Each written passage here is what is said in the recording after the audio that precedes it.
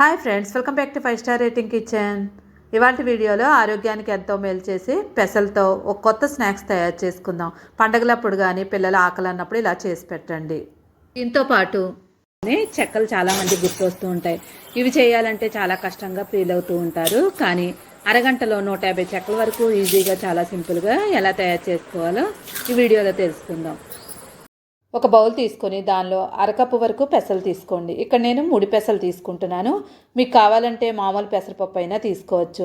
3 పెసలు తీసుకోవడం వల్ల పొట్టుతో తీసుకుంటాం కాబట్టి ఆరోగ్యానికి మంచిది. ఇప్పుడు దీన్ని శుభ్రంగా 2-3 సార్లు మట్టంతా పోయే వరకు క్లీన్ చేసుకొని నీళ్లు వేసుకొని ఒక 8 గంటల సేపు నానబెట్టుకోవాలి. మామూలు పెసరపప్పు తీసుకున్నట్లయితే అరగంట నానబెట్టండి సరిపోద్ది. 8 గంటల తర్వాత ఒకసారి మూత తీసి శుభ్రంగా 2-3 సార్లు మళ్ళీ క్లీన్ చేసేసుకోండి. మట్టంతా పోయేలా క్లీన్ చేసుకొని నానిందో లేదో చెక్ చేసుకోండి. నానినట్లయితే కనుక ఒక మిక్సీ గిన్నె తీసుకోండి. మిక్సీ గిన్నె తీసుకొని ఈ పెసలన్నీ కూడా దానిలో వేసేసుకోవాలి. నీళ్లు వేసుకోకుండా 1 స్పూన్ వరకు మనం నూనె వేసుకోవాలి. 1 టేబుల్ స్పూన్ నూనె వేసుకొని మిక్సీ చేసుకోండి. ఇక్కడ మనం మిక్సీ చేసిన తర్వాత కొంచెం బరకగా ఉండేలా మిక్సీ చేసుకొని ఇప్పుడు కొంచెం నీళ్ళు యాడ్ చేసుకోండి. ముందే నీళ్లు వేసుకోకుండా మిక్సీ కొంచెం పట్టిన తర్వాత అప్పుడు కొంచెం నీళ్ళు యాడ్ చేసుకొని మిక్సీ చేసుకోండి. ఒక పావు కప్పు వేసుకోండి, మరీ ఎక్కువ నీళ్ళు కూడా వేసుకోకూడదు. ఇప్పుడు దీన్ని మెత్తగా చేసుకోండి.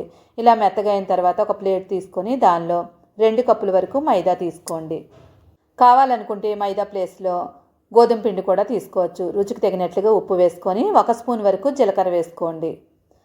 ఇప్పుడు ఉప్పు అంతా కూడా బాగా కలిసేలాగా 1 నిమిషం పాటు బాగా కలిపేసుకోవాలి. ఇలా మొత్తం అంతా కలుపుకున్న తర్వాత ఆల్రెడీ మనం తయారు చేసుకున్న పెసల పేస్ట్ని దీనిలో వేసేసుకోండి.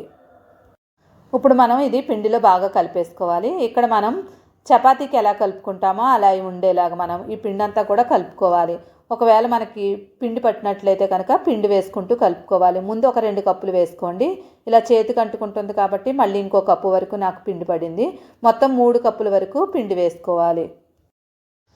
పిండి వేసిన తర్వాత మనకి చపాతీ పిండిలో కలుపుకోవాలి. ఇలా కలుపుకున్న తర్వాత దీనిలో మనం నూనె ఏమి యాడ్ చేయని అవసరం లేదు. ఆల్రెడీ మనం పెసరపప్పు మిక్సీ చేసేటప్పుడు వేసాం కాబట్టి చేతికి అంటుకోదు, ఇంకా నూనె వేయ అవసరం లేదు. ఇప్పుడు మూత పెట్టి ఒక 10 నిమిషాలు నాననివ్వండి. ఇది నానేలోపు ఒక బౌల్ తీసుకోండి. దానిలో అరకప్పు వరకు కార్న్ఫ్లవర్ వేసుకోవాలి. ఇప్పుడు ఈ కార్న్ఫ్లవర్లో కొంచెం కొంచెం నూనె వేసుకుంటూ కలుపుకోవాలి. మొత్తం 2 టేబుల్ స్పూన్ల వరకు నూనె పడుతుంది. 1 స్పూన్ ముందు వేసుకొని మళ్ళీ కలుపుకొని తర్వాత 2వ స్పూన్ వేసుకొని కలిపేసుకోండి. కార్న్ఫ్లవర్ మనకి మరీ పల్చగా కాకుండా కలుపుకున్న తర్వాత కొంచెం గట్టిగా, అలా అని మరీ గట్టిగా కాకుండా ఇలా ఉండేలాగా కలిపేసుకోండి. ఇలా కలుపుకున్న కార్న్ఫ్లవర్ మిశ్రమాన్ని పక్కకు పెట్టేసుకోండి.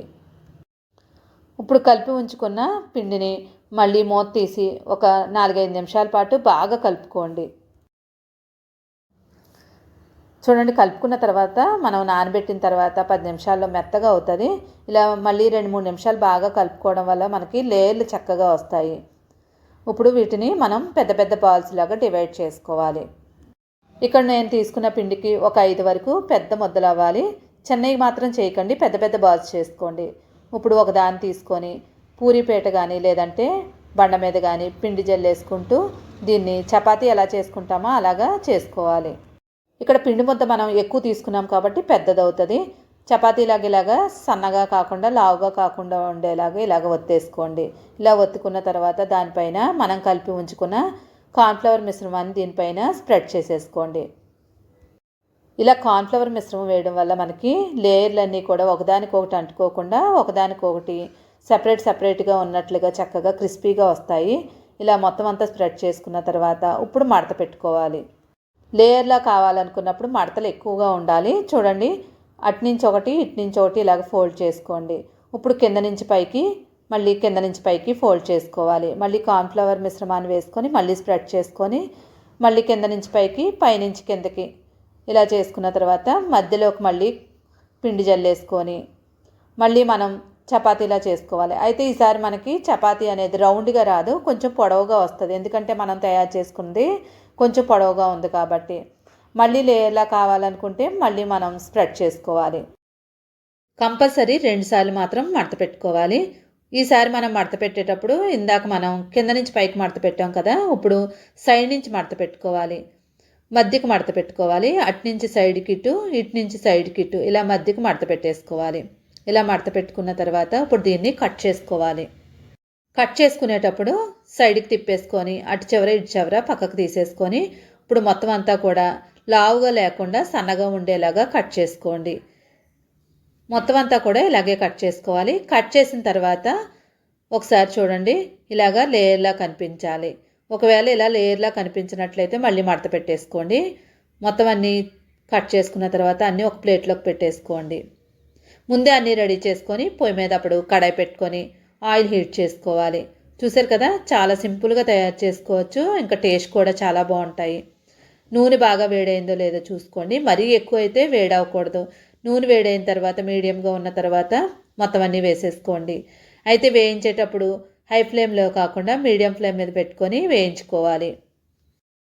వేయించిన తర్వాత మనకి గోల్డెన్ బ్రౌన్ కలర్ రావాలి. మొత్తం అంతా కూడా బాగా కలర్ మారే వరకు మాత్రం వేయించుకోవాలి, లేదంటే మనకి లోపలంతా కూడా పచ్చిగా ఉండిపోతాయి. ఇలా మొత్తం అంతా కూడా కలర్ మారిన తర్వాత ఒక స్ట్రైనర్లోకి తీసేసుకోండి. ఇప్పుడు ఇవన్నీ తీసేసుకున్న తర్వాత స్టోర్ చేసుకోవడానికి మనకి కనీసం 15 రోజుల పాటు నిల్వ ఉంటాయి. ఏదైనా డబ్బాలో వేసుకొని నిల్వ చేసుకోవచ్చు. పిల్లల ఆకలి అన్నప్పుడు ఇలాగా క్రిస్పీగా చేసి పెట్టండి. ఇక పెసలతో చేసాం కాబట్టి ఆరోగ్యానికి కూడా మంచిది. దీంతో పాటు రెండవ రెసిపీ అరగంటలో 150 చెక్కలు క్రిస్పీగా ఎలా చేసుకోవాలో తెలుసుకుందాం. ఈ చెక్కల కోసం ఇక్కడ నేను అరకప్పు వరకు పెసరపప్పు తీసుకొని ఒక పావు గంట సేపు నానబెట్టుకున్నాను. నానబెట్టిన తర్వాత నీళ్ళన్నీ వంపేసుకోండి. ఒక మిక్సీ గిన్నె తీసుకొని దానిలో 1 ఇంచు వరకు అల్లం ముక్కను తీసుకొని చిన్న ముక్కల కింద కట్ చేసుకొని వేసుకోండి. తర్వాత దీనిలో 12 నుండి 15 పచ్చిమిరపకాయలని ముక్కల కింద కట్ చేసుకొని మిక్సీలో వేసుకొని మెత్తని పేస్ట్లా చేసుకొని పక్కన పెట్టేసుకోండి. చెక్కల కోసం నేను ఇక్కడ 1 కేజీ బియ్యం పిండిని తీసుకుంటున్నాను. పట్టించిందైనా బియ్యం పిండి తీసుకోవచ్చు, లేదంటే షాప్లో కొన్నదైనా పర్వాలేదు. ఏ బియ్యం పిండి తీసుకున్నా పర్లేదు. ఇప్పుడు దీనిలో 2 స్పూన్ల వరకు జీలకర్ర వేసుకోవాలి. జీలకర్ర వేయడం వల్ల ఫ్లేవర్ చాలా బాగుంటుంది. తర్వాత దీనిలో అల్లం పచ్చిమిరపకాయ పేస్ట్ చేసుకున్నాం కదా, ఆ పేస్ట్ వేసుకోండి. నానబెట్టి ఉంచుకున్న పెసరపప్పు వేసుకోవాలి. కరివేపాకుని ఒక 3 నుంచి 4 రెమ్మల వరకు తీసుకొని ముక్కల కింద కట్ చేసుకొని వేసుకోండి. ఇలా కరివేపాకు వేయడం వల్ల టేస్ట్ కూడా బాగుంటుంది, ఇంకా ఆరోగ్యానికి కూడా మంచిది. తర్వాత దీనిలో రుచికి తగినట్లుగా ఉప్పు వేసుకోండి. తర్వాత దీనిలో 2 స్పూన్ల వరకు బటర్ వేసుకోండి, అంటే వెన్నపూస అనమాట. ఇంట్లో తయారు చేసిన వెన్నపూస అయినా వేసుకోవచ్చు, లేదంటే బయట అమ్మే వెన్నపూసనైనా వేసుకోవచ్చు. ఈ ప్లేస్లో కావాలనుకుంటే నూనె అయినా 2 స్పూన్ల వరకు వేడి చేసుకొని వేసేసుకోండి. ఇప్పుడు పిండి అంతటికి కూడా ఈ బటర్ అంతా కూడా బాగా కలిసేలాగా కలిపేసుకోండి. మొత్తం అంతా బాగా కలుపుకున్న తర్వాత మాత్రమే మనం నీళ్లు వేసుకోవాలి. చూడండి, మనకి మొత్తం అంతా కలిసిపోయింది. ఇప్పుడు దీనిలో మనం కొంచెం కొంచెం నీళ్లు వేసుకుంటూ పిండి అంతా కూడా కలుపుకోవాలి. చాలామందికి డౌట్ అనమాట, చల్లనీళ్ళు వేసుకోవాలా వేడి నీళ్ళు వేసుకోవాలా? చల్లనీళ్ళు వేసుకున్నా కూడా చెక్కలు చక్కగా క్రిస్పీగా వస్తాయి. వేడి నీళ్ళు అవసరం లేదు, చల్లనీళ్ళే వేసుకోవచ్చు. ఆల్రెడీ బటర్ వేసుకున్నాం కాబట్టి మనకి ఇవి చాలా క్రిస్పీగా వస్తాయి. ఇప్పుడు ఈ పిండి అంతా కూడా మనం చపాతీ పిండి ఎలా కలుపుకుంటామో అలా ఎలాగా కలిపేసుకోండి. మొత్తం అంతా కూడా కలుపుకున్న తర్వాత పక్కకు అనేసుకోండి. ఇక్కడ మనం పిండి ఏం నానబెట్టడం అవసరం లేదు, చెక్కలు వెంటనే తయారు చేసేసుకోవచ్చు. ఎక్కువసేపు నానబెట్టామనుకోండి మనం పిండి పులిసిపోద్ది, కాబట్టి వెంటనే తయారు చేసేసుకోవాలి. ఇప్పుడు మనం కలుపుకున్న పిండిని చిన్న చిన్న బాల్స్లా తయారు చేసుకోవాలి. పిండి మొత్తం ఒకేసారి మనం బాల్స్ చేయకుండా ఇక్కడ మనం 20 నుండి 30 వరకు నేను బాల్స్ చేసుకున్నాను. మిగిలిన పిండిని డైరెక్ట్గానే చెక్కలు ఎలా తయారు చేసుకోవాలో చూపిస్తాను. ఇప్పుడు ఏదైనా ఇంట్లో ఉండే గ్లాసు కానీ గిన్నె కానీ తీసుకోండి. ఇక్కడ నేను గ్లాస్ తీసుకొని ఒక కవర్లో పెట్టేసుకున్నాను. కవర్లో పెట్టుకొని రబ్బర్ ఉంటే రబ్బర్ బ్యాండ్ కానీ, లేదంటే ప్లాస్టర్ ఉంటే ప్లాస్టర్ కానీ, లేదంటే ఒక దారం అయినా కట్టేసుకోండి గట్టిగా టైట్గా ఉండేలాగా. ఇక్కడ మనకి టైట్గా ఉన్నట్లయితే చెక్కలు చేసినప్పుడు చాలా ఈజీ అయిపోద్ది. చాలామందికి చేతితో చెక్కలు ఒత్తుతూ ఉంటారు, చేయి నొప్పి వస్తూ ఉంటుంది అంటారు కదా, అలాంటి వాళ్ళకి ఇలాగా గ్లాస్తో చేస్తే చాలా ఈజీ అయిపోద్ది. ఇలా గ్లాస్ మొత్తానికి మనం కవర్ రెడీ చేసుకున్నాం కదా, కింద ఒక కవర్ కానీ లేదంటే బటర్ పేపర్ కానీ వేసుకొని దానికి ఆయిల్ అప్లై చేసుకొని మనం తయారు చేసుకున్న బాల్స్ని ఒక్కొక్క దాన్ని పెట్టేసుకొని ఇలా గ్లాస్తో ప్రెస్ చేసుకోండి. అయితే ప్రెస్ చేసినప్పుడు మరీ లావుగా ఉండేలా కాకుండా మనకి చెక్కలు పల్చగా ఉండేలాగా చేసుకోండి. ఇలాగా అలాగే మొత్తం అన్నీ చేసుకోవచ్చు, లేదంటే మన దగ్గర పూరి ప్రెజర్ ఉంటే పూరి ప్రెస్ దాంతో కూడా చేసుకోవచ్చు. ముందు దాన్ని శుభ్రంగా క్లీన్ చేసేసుకోండి. క్లీన్ చేసుకున్న పూరి ప్రెస్ మీద మనం ఎలా తయారు చేసుకోవాలో చూద్దాం. డైరెక్ట్గా దాని మీద చేస్తే మనకి పిండి అంటుకుపోద్ది కాబట్టి ఏదైనా ఒక కవర్ తీసుకోండి. కవర్ తీసుకొని దానిపైన 2 వైపులు హ్యాండిల్ ఉంటుంది కదా, అటు ఇటు తగిలించుకోండి.